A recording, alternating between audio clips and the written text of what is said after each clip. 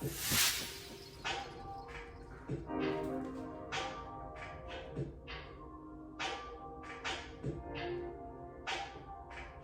you guys, what is up? It is I, the Concrete Catwalk. For those of you who are new to my channel, welcome. I am a reseller that loves all things thrifted, vintage, pre-loved, estate selling, you name it. I love it. For my Catwalkers, thank you for joining me this Sunday. To my newly subscribed subbies, new Catwalkers, welcome and thank you so much for coming along and joining my channel. Guys, I call this video Back to Black. As you can see, we are back to our original hair color. Basically back to black. I am a dark brown, brownish black hair color, back in full effect. So this is back to black, and it's also back to the basics. A couple of things that I want to show you. 3 bags that I have in front of me. They are what I consider my travel basic essentials. I am a big carry-on person, and that is exactly what these are. Before we jump, let me just show you really quickly one of the things that I ordered and picked up. I'm a huge fan of Chanel nail polish. Their nail polishes in particular, some of them work great and some of them don't. One of the nail colors that I've been fascinated with, a bit hard to get, and that is the La Boy Black. Looking again, and I actually came across this color. It's called Pure Black, and it is number 713 if you are interested in it. I am wearing it on my nails as we speak. This is a super gorgeous color, and I figured it would be really fitting to wear this since we are now returned to our hair color. You guys, let's just jump right into it. Hopefully we are moving towards being able to do the things that we love.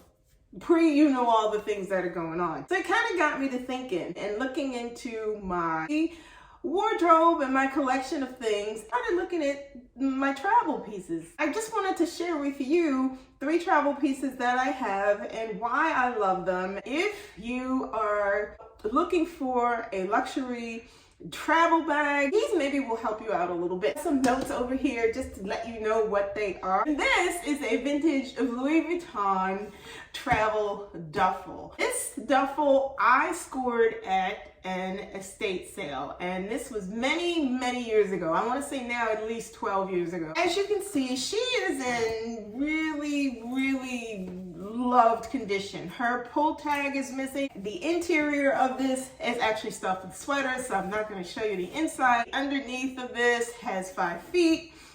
The patina is more than over on this. What I love about this particular Vuitton duffel, this can be tossed around, dragged around, stuffed to the hilt, and it's okay. I don't worry about damaging this whatsoever.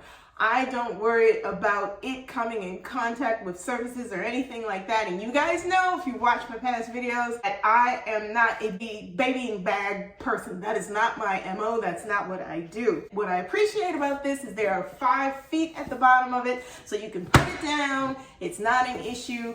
You can grab and go. One thing though, because this does not have a shoulder strap, it is cumbersome to carry if there is a lot of stuff in it. What I do with this is an overnight, or it is going to be a short jaunt someplace, quick flight someplace.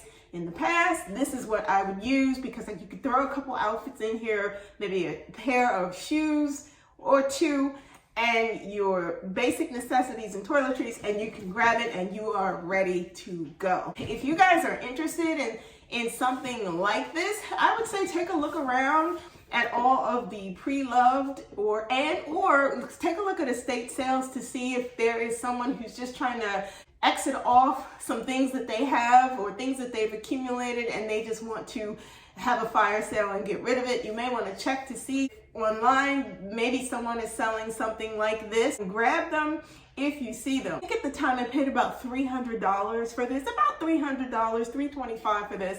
And I think that this was a great investment considering now these can be a little bit more pricey because of the fact that Vuitton is very popular. Next up, the GM Reed in the Vernice leather.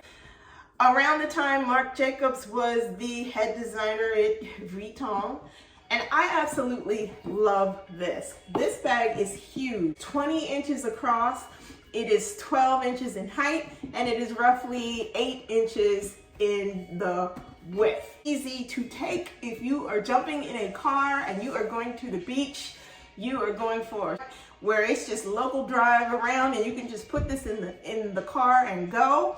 Open top. So this to me would be perfect to take to the beach if I was just sitting and chilling and it was in eyesight and I could just chill and have some things in the bag, water, towel, beach stuff. This is perfect and I love using it for that. I'll tell you this, I've had this for quite some time, for almost 14 years. The wear on the bag has been pretty good. There are certain spots on it just from sitting at places, and there are some little white spots on the leather that you can see. Inside is still in pretty good condition.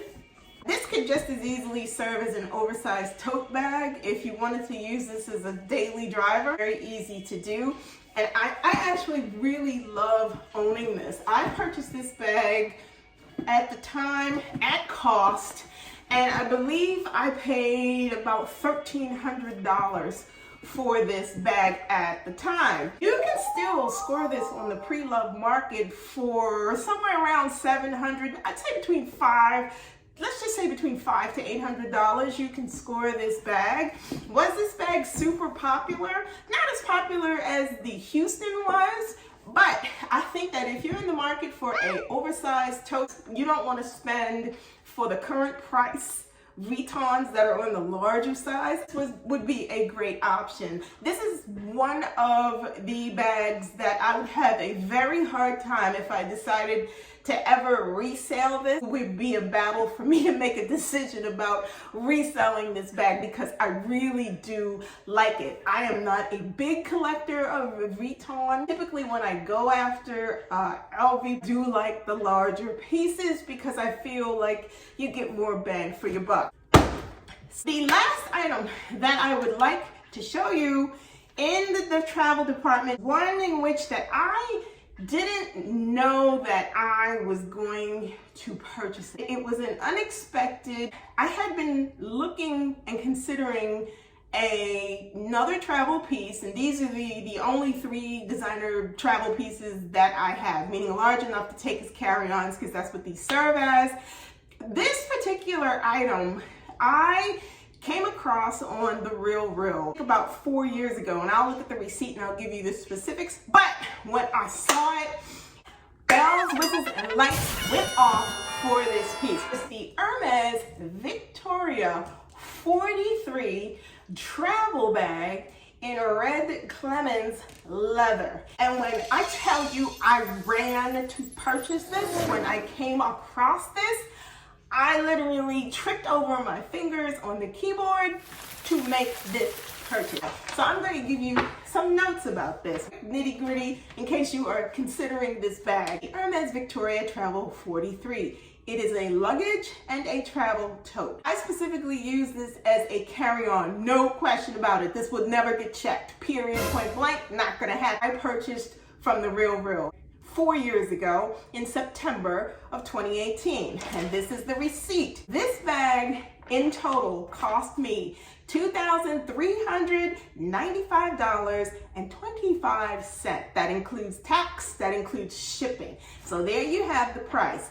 In the 4 years of ownership with this bag, the bag has escalated to in the area of about $5,200. If you're looking for something that is not leather and you want a combination of cloth and leather, you'll probably be looking at a ballpark more of about, I'd say, $1,800 to $2,000 if you're considering this style and this size. Victorias come in different sizes. This is the size below the larger size. So this is the 43. Let me tell you about this. She is amazing to travel with. Understated bag that I take with me when I am traveling. This is another bag that I would consider for a quick trip or one where I needed something for more than, let's just say, more than 4 or 5 days. And I didn't want to take anything else in terms of of travel, heavy duty travel, this is it. As far as, and I'll just show you the insides, I have it stuffed with sweaters just to keep the shape, but the inside of it is spacious. There are no interior pockets on this. And does that serve as a drawback? Not so much, because it's no different than the Vernice Reed bag that's down here. The only difference is that there's one zippered pocket on the inside of that. And that's open. However, this, even though it's closed on the top, interior wise, you do not get the pocket. I will say this, traveling with this is very easy because of the fact that there are, again, 5 feet at the bottom of the bag. I pay attention to where I'm placing this because of the fact that this leather is prone to scratches. It is so soft. If the bag is not full, this bag is a slouchy bag, and I like that. I don't mind that. Some people mind that. I'm not one of those people who minds that. I like it when my bag sits and falls on herself. What else I enjoy about this bag is the fact that this bag can be locked, and there are keys with this. And the keys I keep in a separate location because I do not want to lose them, and I only pull those keys out when I know that I am going to be traveling with it. One of the things that I will say about it is, again, this is one of those bags because it does not have a crossbody strap with it. This bag does tend to get heavy if it is fully loaded. If you're in the market and you're considering a bag like this, I'd say take your time and look around and make the decision about what it is that you see that you like, especially in the Victorias. They come in multiple sizes, but you'd have to find one that would suit your need. I'm a travel person, so obviously I chose something larger. Let me just go a little bit further. If you are in the market for certain Hermes pieces, I would strongly advise you to take a look really carefully at the pre-loved market. The price of these fluctuates so much depending upon combinations, meaning canvas or leather, the age of the bag. For an Hermes piece this size, and for the price that I got it, I think about it a lot. I'm so thankful that I made the decision to buy this bag 4 years ago, because if I had to, or if I wanted to try to see if I could purchase a bag similar to this, if I were in the market for this again, I would not be able to afford it. You guys, that's what I wanted to share with you this week. I wanted to give you a sneak peek into when it gets close to that time to start traveling again.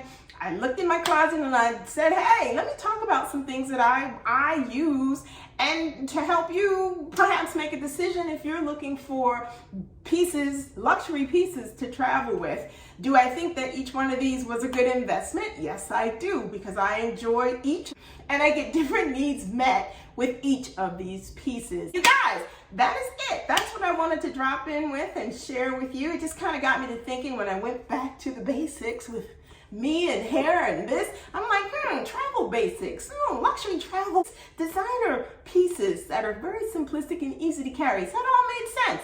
Let me know in the comments below, what are your favorite luxury pieces to travel with in a travel size luxury bag? Also, like, comment, and subscribe to my channel. My channel is growing and I am excited about it. Tap the bell for notification too. If you don't want to miss out, tap that bell for notifications and you will know every time I post a new video. I post a new video every Sunday, so if you don't want to miss out, you know what to do. Check out my closet on Poshmark. I am Concrete Catwalk there. I typically list items in my closet every week, and I also share those items over on Instagram. I am the Catwalks Concrete on IG. If there's anything you see, you can DM me there, and together we can talk about it, work it out so that you can get it before somebody else does. Always, you guys, please stay safe, and I will see you all next Sunday. Bye for now.